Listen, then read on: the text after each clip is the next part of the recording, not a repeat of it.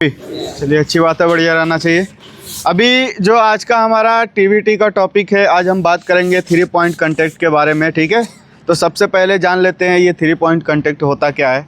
अभी आप जैसे कि लेडर पे चढ़ रहे हैं, सीढ़ी पे, ठीक है, चाहे वो स्टेप हो या फिर एक्सटेंशन हो या जो भी लेडर है, सीढ़ी है, आप उस पे चढ़ रहे हैं ऊपर, या कहीं गाड़ी के ऊपर चढ़ रहे हैं, हाइट है, तो उस टाइम पे आपको 3 पॉइंट कंटेक्ट मेंटेन करना है। वो कैसे होगा, जैसे कि हमारा उसमें बॉडी का जैसे 2 हाथ और 2 पैर है, ठीक है, तो इसमें से 3 पॉइंट जो है वो हमारा उसके साथ में टच में होना चाहिए।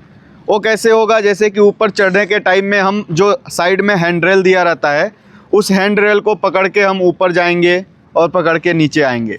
तो उस टाइम पे हमारा दोनों हाथ दोनों साइड में जो हैंड रेल है उस पे हमारा रहेगा, उसको हम पकड़े रहेंगे, और एक पैर हमारा लेडर पे जो स्टेप है उसके ऊपर रहता है, तो फिर दूसरा हम उठा के ऊपर जाते हैं। तो उस कंडीशन में क्या है कि अगर हम कुछ मटेरियल लिए हैं साथ में, हमारे हाथ में कुछ मटेरियल है, ठीक, या फ़ोन है, तो हमारा 3 पॉइंट कंटेक्ट मेंटेन नहीं हो पाएगा, क्योंकि हाथ में हमारा मटेरियल है, एक हाथ हमारा बिजी है, तो पूरी तरह से गलत तरीका है। तो इसलिए कि हम जब भी हाइट पे जाएंगे काम करने के लिए, या लेडर के ऊपर चढ़ेंगे, या कोई व्हीकल वगैरह है हाइट पे, जैसे ट्रक वगैरह है, हमारा कुछ मटेरियल आता, उसके ऊपर जा रहे हैं, तो उस टाइम पे हमको ये मेंटेन करना है। मेंटेन करके उसके बाद से ऊपर जाना है। फिर जो भी आपको मटेरियल नीचे से लेना है, उन नीचे से रोप के सहायता से, रोप के द्वारा आपको रस्सी के द्वारा लेके जाना है, ठीक है। तो इससे क्या होगा कि सेफली हम ऊपर जा सकेंगे हाइट पे और वहाँ से उतर सकेंगे। नहीं तो अगर बाय चांस हम हैंड रेल नहीं यूज कर रहे हैं, हमारा पैर स्लिप किया, वहाँ से हम डायरेक्ट नीचे आ सकते हैं। तो इसलिए कभी भी आपको जो भी स्टेयर केस है या लेडर हम यूज कर रहे हैं, उस पर हमको ये मेंटेन करके रखना है, इसको फॉलो करना है। फिर दूसरी बात, अभी जैसे कि जो साइट पे आप लोग काम कर रहे हैं, काम के दौरान जो भी आपको अनसेफ दिखता है, यानी कि कुछ गलत आपको अनसेफ कंडीशन में, जैसे कुछ मशीनरीज है, इलेक्ट्रिकल का केबल है, उसमें कुछ अगर ख़राबी दिखता है तो उसको इग्नोर नहीं करना है, उसे हमें बताना है। जो वहाँ पे टीम है, इंजीनियर, सुपरवाइज़र, इलेक्ट्रीशियन जो भी है, उनको बताना है, इन्फॉर्म करना है, बता के उसके बाद से उसे सही करा के देन उसको यूज़ में लेना है। क्योंकि अगर हम उसको वैसे छोड़ देंगे, हमने देखा, हमने छोड़ दिया, अगर दूसरा आदमी आया वहाँ पे, वो नहीं देखा, वो केबल कटा है या मशीन में कुछ ख़राबी है, तो फिर वो उसको यूज करेगा या उसके संपर्क में आएगा, तो उसके साथ कुछ बड़ा हादसा हो सकता है, एक्सीडेंट हो सकता है। इसलिए हमको कभी भी साइट पे इग्नोर नहीं करना है। कुछ भी अगर आपको अनसेफ कंडीशन दिखता है, गलत कुछ दिखता है, तो उसको बताना है, इन्फॉर्म करना है। क्योंकि क्या है कि अभी एक एग्जांपल ले लीजिए, आप काम कर रहे हैं यहाँ पे, सब कोई एक हम सभी यहाँ पे हैं, एक फैमिली की तरह है, ठीक। अगर हम सिर्फ अपना सोचेंगे तो नहीं चलेगा।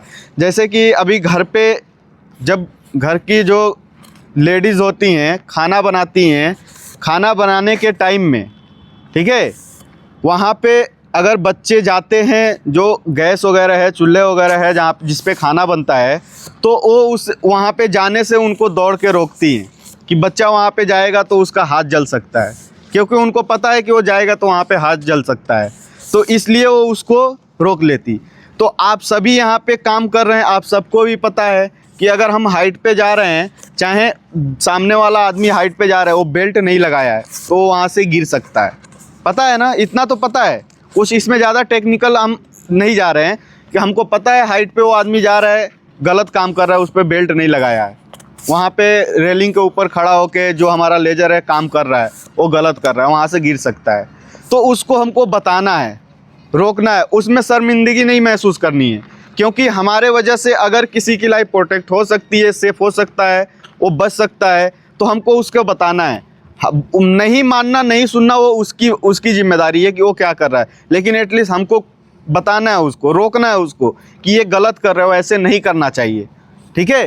तो इसलिए अगर हम ऐसा करेंगे, अपने अंदर लाएंगे अवेयरनेस कि सामने वाला कुछ अगर गलती कर रहा है तो उसको हमको एक बार बताना है। हाँ, बताने का तरीका थोड़ा अलग हो सकता है कि अगर आप बोलोगे तो सामने वाले को बुरा भी लग सकता है, इसलिए भाई साहब ये जो आप कर रहे हो गलत है, ऐसा नहीं करना चाहिए।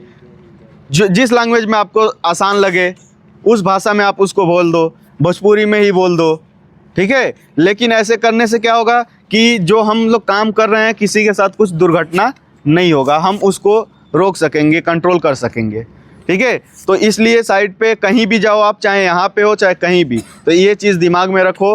अपने को भी हमको सुरक्षित रखना है और साथ साथ में जो हमारी टीम काम कर रही है उसको भी सुरक्षित रखना है, ठीक है।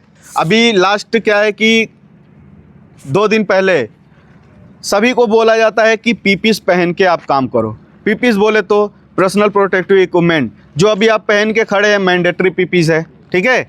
इसके बाद से जो हम काम करने जा रहे हैं, काम के अकॉर्डिंग हमको लेना है, उसके मुताबिक हमको अपना पीपीस पहनना है।